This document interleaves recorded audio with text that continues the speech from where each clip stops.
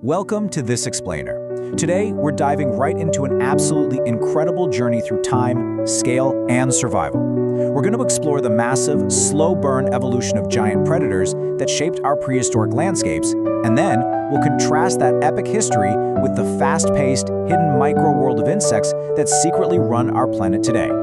It's a fascinating tale of two completely different natural strategies, and honestly, it's going to blow your mind. Here's our agenda for today. We'll be covering nature's epic extremes, 230 million years of evolution, the age of Titanoboa, modern serpents and superpowers, heroes of the small world, and finally, the perfect natural balance. Let's get right into it. Starting with Section 1, Nature's Epic Extremes, a true study in scale. So, what does this all mean? Well, we're contrasting literally millions of years of solitary predator evolution with the incredibly fast-paced, structured teamwork of modern bugs. You see, both of these evolutionary paths dictate the survival of our planet, but they achieve it in entirely opposite ways.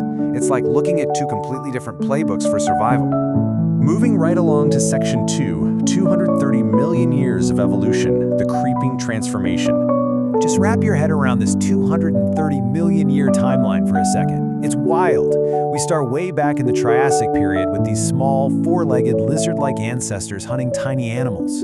Then, naturally, they evolved over millions of years. Through the Jurassic and Cretaceous periods, while living alongside giant dinosaurs, their hind legs actually began to shrink.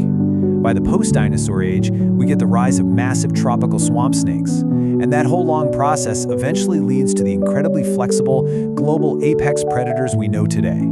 Imagine being in a harsh, ancient, volcanic landscape. Over millions and millions of years, these early snakes slowly lost those tiny hind legs. Instead, their bodies grew longer, a whole lot stronger, and far more flexible just to adapt to their intense prehistoric environment.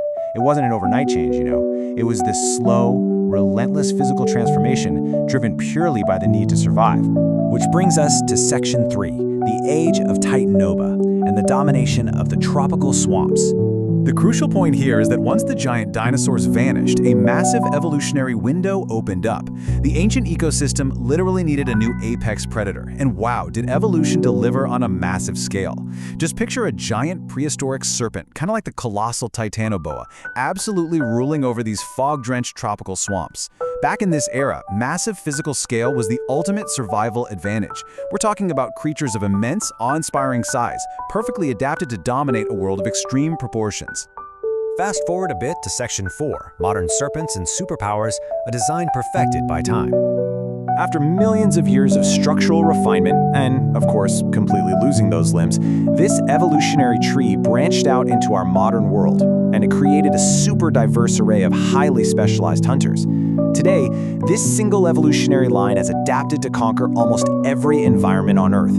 Think about the king cobra, the python, vipers, rattlesnakes, green tree snakes, and even sea snakes. They've expanded from those ancient steamy swamps all the way into arid deserts, dense forests, winding rivers, towering mountains, and yes, even the deep depths of our oceans. Now think about these incredible biological superpowers for a minute. We've got highly detailed scales for movement and protection, forked tongues used for chemical navigation, heat-sensing pits for incredibly precise thermal tracking, flexible jaws capable of swallowing massive prey whole, and of course, venom injection for instantaneous strikes. Picture a venom strike happening in dramatic slow motion. It's terrifying, right? But these aren't just random traits. They are the direct result of 230 million years of brutal, slow-motion evolutionary perfection. But right here is where we need to make a massive shift in our perspective. We're leaving behind the massive, solitary predators of the ancient past, and we are going to zoom in, incredibly close, on the tiny, rapid-fire world of the present. We're essentially trading huge physical size for intense teamwork, and millions of years of slow evolution for fast-paced, hidden biological powers. Welcome to Section 5, Heroes of the Small World, the Hidden Micro-World. We are now stepping into a space where the pacing is unbelievably fast, and the survival of our planet relies almost entirely on microscopic, unseen powers. Instead of relying on massive physical size, terrifying teeth, or venom, these bugs and insects use incredible teamwork and absolute structure. They shape the very foundation of our ecosystems, not through brute force, but through highly disciplined, collective effort. It's like watching a giant, perfectly synchronized puzzle come together. Just think about this profound truth for a second. These tiny creatures are the heroes who run our world. It's a huge shift in perspective, isn't it? I mean, they rarely make the awe-inspiring headlines that giant prehistoric snakes do, but they are absolutely the true, unsung heroes who literally keep our natural world functioning day in and day out.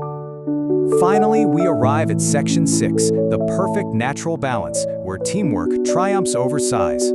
Let's break down exactly how this microscopic heroism works in practice by looking at two absolute masterclasses in natural engineering. First up, the ants colony. It is a flawless symbol of strict discipline and teamwork. Every single individual knows its specific role for the survival of the colony, no questions asked. Second, the beehive.